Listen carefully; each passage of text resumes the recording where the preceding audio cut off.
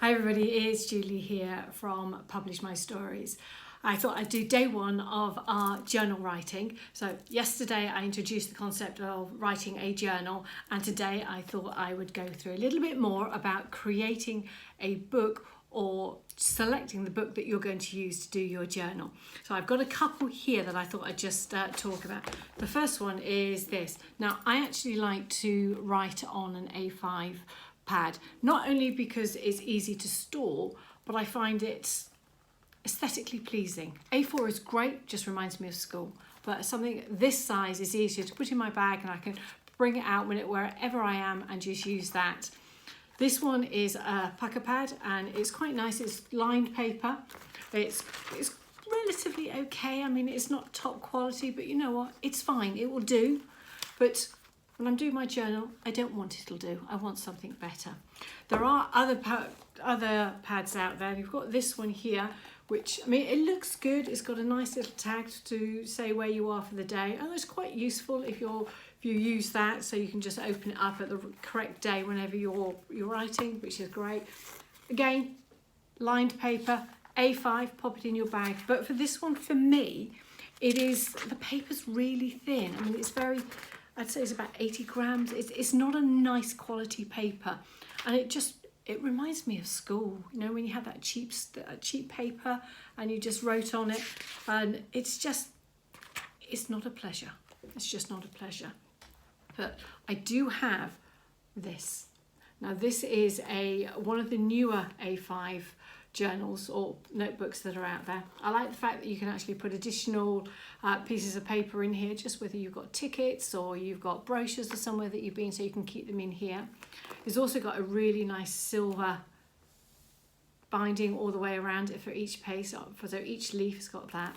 If you open it up at the back, there's a little pocket if you want to add some additional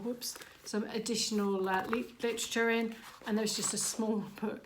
And I know it's the little things, but it's these types of things that make me smile, because there's another book to fill in. It's absolutely great. So it just literally slips in there. I take it out because it's not slipping in just at the moment. Again, it is lined. I like lined paper, but if you're happier on plain paper, get something with plain paper. What is really popular at the moment are the little dots on pieces of paper, so people can actually write on those, or they can do some doodles. I would rather just doodle on lined paper, just because that's what I prefer to do. But my ultimate journal is this. Now, I know, a bit old-fashioned. It is a Filofax, and it took me 2, maybe 3 years to find this particular one. I had a very specific touch, a very specific feel that I wanted my journal to be. Yet you can use a Filofax just as a diary, and I have used this as a diary, but for September I'm actually using it as my journal. I like the size of the pages. I like the fact that I can take them out and I can doodle on them.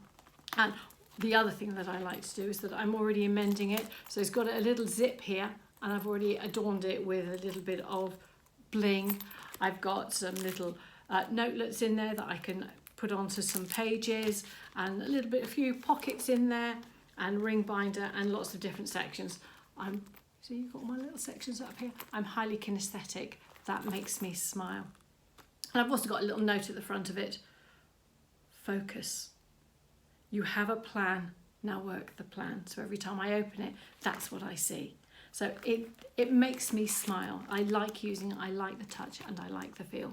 And that's half the battle when you're doing a journal. You've got to like what it is that you're writing in, which brings me to another really important thing, the pen that you're using. Now, I've got this cheap pen. It came from a networking group that I go to, BNI. And the reason I'm bringing this in, because although it's a cheap little Biro, do you know what? It writes beautifully. It's a really nice flow. It's black ink, which I don't mind. I prefer in a Biro to write in blue ink, but it's black. And it just has that nice bouncy flow on any type of paper. There are other pens out there. There's just another cheap old Biro. It's all right. You know, it doesn't put me one way or the other. It's just a pen. I can take it or leave it. I've then got a semi fountain pen one. You know, the ink comes down, it's wet ink, and it's okay. The problem with this type of pen is that on cheap paper it leaks all the way through to the paper. So it's one of those that if you're only going to use one side, you'll use this pen, and it's all right. It does its job. It's nothing special.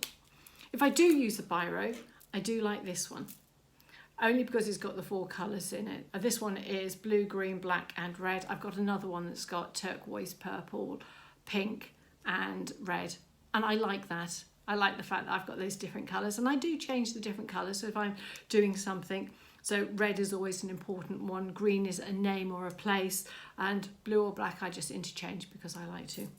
But my favourite pen, my most favourite pen to write in is this. It's a fountain pen. I love a fountain pen. I like the feel of it in my hands. I like the way that the ink goes onto the paper. I like the look of the fountain pen. It just gives a good, rich look and feel to the journal that I'm writing. And my favourite colour when I'm doing a fountain pen is always brown. I like to use brown. So are you starting your journal? Have you got that sorted out? Have you got your book? Are you going to choose something like this, an A6 Filofax that you can adapt to what it is that you want to do? Or are you going to use something like this, an A5 nice thick padded journal? Or just something as simple as a pucker pad.